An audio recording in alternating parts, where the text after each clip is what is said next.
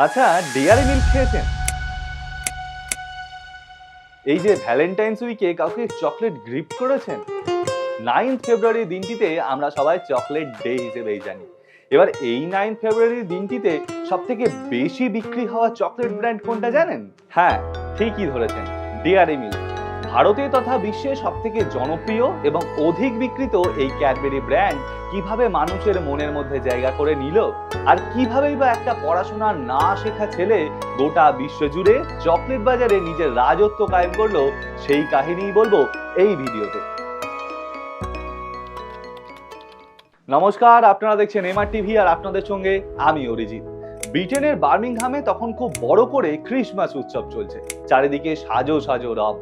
সারা বছরের কাজের চাপ একদিনে অন্তত ভুলে মেতে উঠেছে গোটা বার্মিংহাম। সেখানেই একটা ছেলে পকেটে খুব অল্প টাকা নিয়ে গিয়ে দাঁড়ালো একটা কফি শপের সামনে। সেখানে বেশ কিছু চকলেট ড্রিঙ্কও বিক্রি হচ্ছে। নিজের পকেট থেকে অবশিষ্ট টাকাটা দিয়ে সেই চকলেট ড্রিঙ্কটা কিনে রাস্তার পাশে বসে খেতে লাগলো ছেলেটি। 2-3 চুমুক খাওয়ার পরে সে বুঝতে পারলো ড্রিঙ্কটার নামেই চকলেট, আসলে কিছু ময়দা জাতীয় জিনিস দিয়ে ঘনত্ব বাড়িয়ে নাম দেওয়া হয়েছে চকলেট ড্রিঙ্ক। গোটা বার্মিংহাম জুড়েই এই ড্রিঙ্কের স্বাদ একটা খাদ্যদ্রব্য নিয়ে এত কারচুপি সহ্য হলো না ছেলেটা। রাগে দুঃখে বাড়ি ফিরল জন ক্যাডবেরি নামের বাচ্চা ছেলেটি। এতক্ষণে নিশ্চয়ই বুঝতে পেরে গেছেন কার কথা বলতে চলেছি। জন ক্যাডবেরি এমন একটা ধর্মাবলম্বী ছিলেন যেখানে কোনো প্রার্থনা স্থান, যেমন ধরুন মন্দির, মসজিদ, গির্জার মতো স্থান ছিল না। পড়াশোনাও করতে হতো ধর্মীয় স্কুলে, আর এখানে প্রথাগত শিক্ষা দেওয়া হতো না, হতো কেবল ধর্মীয় শিক্ষা। কোনো রকমে পড়াশোনা শেষ করে জন ক্যাডবেরি চলে গেলেন একটা কফি শপে কাজ করতে। প্রথম দিকে সেখানকার কাপ প্লেট ধুয়ে নিজের কর্মজীবন শুরু করেন জন ক্যাডবেরি। মাত্র 14 বছর বয়সী একটা ছেলেকে কখনোই কফি শপের কফি প্রস্তুতকারক হিসেবে নিয়োগ করা হয় না। কিছুদিন পরে সেখানকার সহকারী হিসেবে নিয়োগ করা হলো জন ক্যাডবেরিকে। কফি তৈরির সমস্ত কৌশল শিখল জন ক্যাডবেরি। সেখানে কাজ করে কিছু টাকা জমিয়ে নিজের কফি শপ খুলল জন ক্যাডবেরি। কফি শপের পাশাপাশি সেখানে চকলেট ড্রিঙ্কও বিক্রি করতে লাগলো সে। চকলেট ড্রিঙ্কগুলি ছিল তার নিজের কৌশলে তৈরি। মোট 8 রকমের চকলেট ড্রিঙ্ক বিক্রি করত তার দোকান। একদিন সে লক্ষ্য করলো তার কফি শপে কফির থেকে চকলেট ড্রিঙ্ক বেশি বিক্রি হচ্ছে। মানুষ কফি খাওয়ার থেকে চকলেট ড্রিঙ্ক খেতে বেশি আসছে তার দোকানে। ক্যাডবেরি পরে তার দোকান থেকে কফির সমস্ত পোস্টার তুলে দিয়ে কেবলমাত্র চকলেট ড্রিঙ্কই বিক্রি করতে লাগলেন এখানে। সেখানের আইটেম 8 থেকে বেড়ে 16তে দাঁড়ালো। তার ড্রিঙ্কের মান যেন সবসময় ভালো থাকে সেই দিকে কড়া নজর রাখতেন তিনি ছোটবেলায় যে ধরনের চকলেট ড্রিঙ্ক খেয়ে বড় হয়েছেন, তার তৈরি চকলেট যেন সেরকম না হয় সেদিকেও নজর রাখতেন জন ক্যাডবেরি। প্রথম দিকে তার দোকান ছিল 7 ফুট বাই 7 ফুটের, কিন্তু পরে সেই দোকান আরো বড় হয়, কাস্টমারও অনেক বাড়তে থাকে। জন ক্যাডবেরি একা সেই দোকান চালাতে পারছিলেন না, তাই তিনি সেই ব্যবসায় নিজের ভাই বেঞ্জামিনকে যোগ করে দিলেন। বেঞ্জামিন ঠিক করলেন শুধুমাত্র চকলেট ড্রিঙ্ক না বানিয়ে চকলেট তৈরি করবার জন্য। সেই মতো লন্ডনের ব্রিজ স্ট্রিটে নিজের কারখানাও বানালেন তারা। তৈরি করলেন ড্রাই চকলেট। দিনে দিনে সেই ড্রাই চকলেট এতটাই জনপ্রিয় হয়ে উঠল যে গোটা বার্মিংহাম এবং লন্ডনের সব জায়গার মানুষ চাইলেও তাদের সেখানেও যেন আউটলেট হয়। এই আউটলেটগুলি লন্ডনের মানুষের কাছে তাদের ড্রাই চকলেটকে আরো অ্যাভেলেবেল করে তুলল। কিন্তু ব্যবসায় ওঠা পড়া রয়েছে, এই কথা আমরা সবাই জানি। সেরকমই খারাপ সময় এলো জন ক্যাডবেরি। তখনও পর্যন্ত তাদের চকলেটের কোনো ব্র্যান্ডিং হয়নি। সাধারণ চকলেটের সঙ্গেই তাদের চকলেট বিক্রি হতো, ফলে আলাদা পরিচিতি থেকে বঞ্চিত হচ্ছিল জন ক্যাডবেরি। মানুষ একবার যে দোকানে গিয়ে তাদের চকলেট কিনতো, পরে সেখান থেকে গিয়ে সেই চকলেট খোঁজ করলে আর মিলতো না, ফলে বিক্রি কমতে থাকলো। আবার সেই সময় ভাই বেঞ্জামিন আলাদা হতে চাইলো।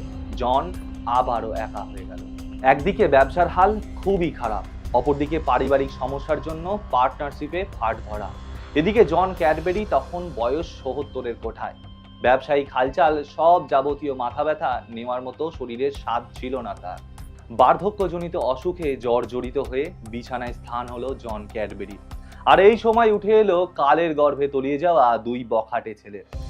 বাবার ঘাড়ে বসে খেয়ে খেয়ে যাদের দুর্নাম গোটা লন্ডনে প্রচারিত, 2 চকলেট বয়, নাম রিচার্ড ক্যাডবেরি ও জর্জ ক্যাডবেরি। জন ক্যাডবেরি বিছানা নিতেই মাথায় আকাশ ভেঙে পড়লো 2 ভাইয়ের। আগের মতো আওয়ারাগিরি করে আর বেফিকার থেকে আর চলবে না। সেটা পরিষ্কারভাবে বুঝতে পারলেন তারা। জন একদিন ডেকে দুই ছেলেকে জানালেন তারা যেন অবশিষ্ট ব্যবসায় হাত লাগায়। এবার এতদিন বাবুগিরি করে কাটানো ছেলেদের কাছে হঠাৎ এত বড় দায়িত্ব এসে পড়লে যা হয় তাই হলো। প্রথম দিকে একটু অগোছালোভাবে চলতে লাগলো তাদের ব্যবসা। 1870 সালে রিচার্ড গেল বাইরের দেশে নতুন চকলেট তৈরির কৌশল জানতে। অপরদিকে জর্জ ঠিক করলেন তাদের তৈরি চকলেটের একটা ব্র্যান্ডিং হোক। সেই মতোই তাদের চকলেটের নাম রাখা হলো ক্যাডবেরি। সঙ্গে তিনি বিভিন্ন সংবাদপত্রে নিজেদের চকলেটের বিজ্ঞাপন দিতে থাকলেন। ইতিমধ্যেই রিচার্ড দেশে ফিরলেন।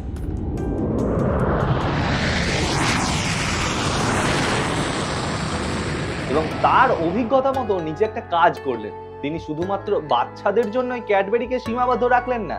রিচার্ড বিজ্ঞাপনে দেখালেন বাচ্চাদের সঙ্গে সঙ্গে প্রাপ্তবয়স্করা এবং মেয়েরাও এই ক্যাডবেরিকে সমানভাবে পছন্দ করতে পারছে।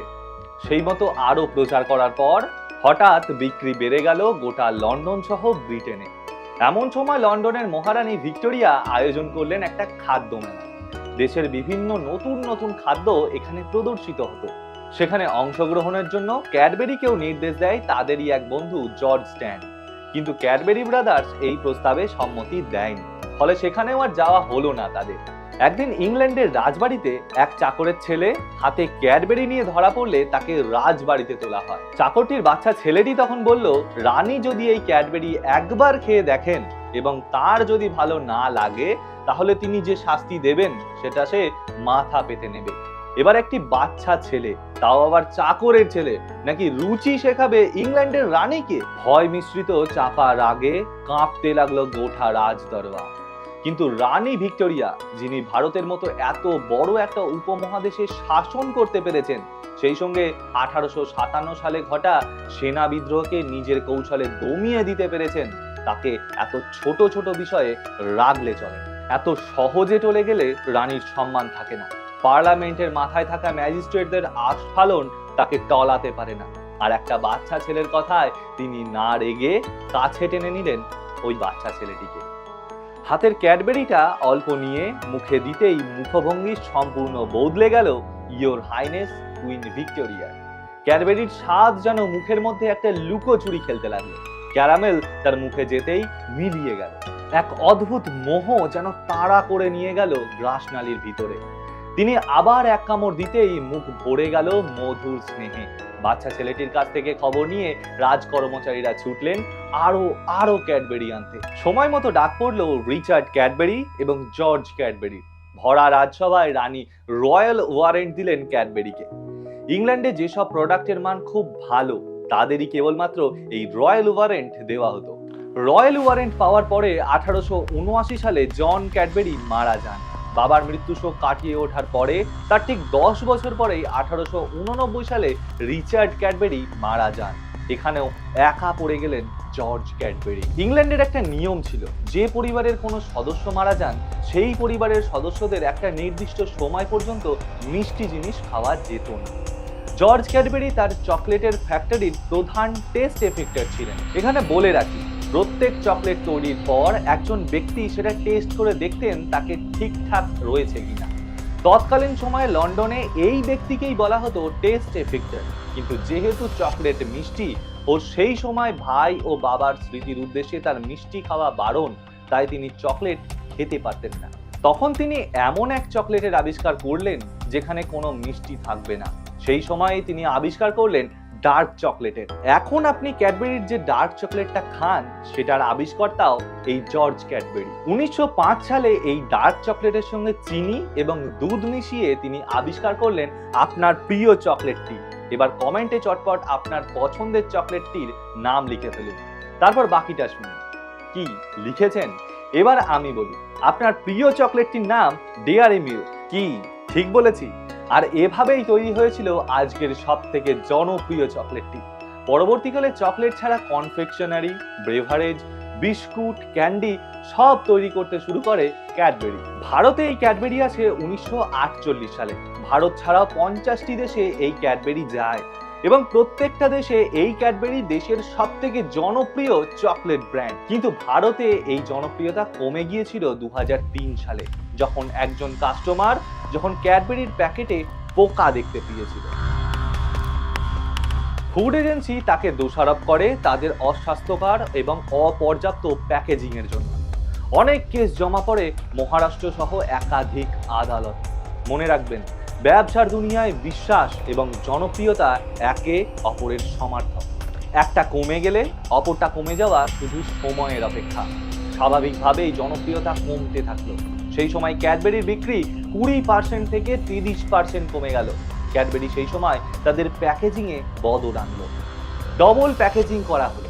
ওপরে নতুন উপস্থাপনায় প্লাস্টিক কভার এবং ভেতরে অ্যালুমিনিয়াম ফয়েল। কভারের রং পর্যন্ত পাল্টাতে হয়েছিল। এই গোটা বিষয়টা করতে ক্যাডবেরির খরচা হয়েছিল মোট 15 কোটি টাকা। ক্যাডবেরি কিন্তু তারপরেও তাদের প্রোডাক্টের দাম বাড়ায়নি। সেই সময় তারা একটা প্রজেক্ট লঞ্চ করে, যার নাম দেওয়া হয় প্রজেক্ট বিশ্বাস। এখানে অমিতাভ বচ্চনকে তাদের ব্র্যান্ড অ্যাম্বাসেডর বানানো হয়। 6 মাস পরে ক্যাডবেরি তাদের হারানো গৌরব আবার ফিরে পায়। তাদের সেল আবার আগের মতো বেড়ে যায়। আজ আবারও ভারতের বাজারে রাজ করে বেড়াচ্ছে ক্যাডবেরি। আজ কেবলমাত্র বাচ্চারা নয়, বড়রাও ক্যাডবেরির সম্মোহনে সম্মোহিত। একটা সময়ে যে ছেলেটিকে অন্যের কফি শপে প্লেট ধুয়ে নিজের পেটের ভাত জোগাড় করতে হয়েছে, আজ তার তৈরি ক্যাডবেরি গোটা বিশ্বজুড়ে লক্ষ লক্ষ মানুষের মন ভরাচ্ছে, সঙ্গে দিচ্ছে পর্যাপ্ত পুষ্টি এবং বিশ্বাস। এখন চকলেট মানেই ক্যাডবেরি। ক্যাডবেরি যে কোনো মানুষের নাম, সে কথাই অনেকে আজ ভাবতে পারে না। ক্যাডবেরি আর চকলেট আজ সমার্থক হয়ে দাঁড়িয়েছে। একবার ভেবে দেখুন, দুই অকর্মণ্য ভাই যারা বাবার ঘাড়ে বসে খাচ্ছিল, তারা একদিন পৃথিবী কাঁপানো ব্র্যান্ড তৈরি করতে পারলো। আজকের তথাকথিত খারাপ ছাত্ররা এটা শুনে নিশ্চয়ই একটু মনোবল পাচ্ছ।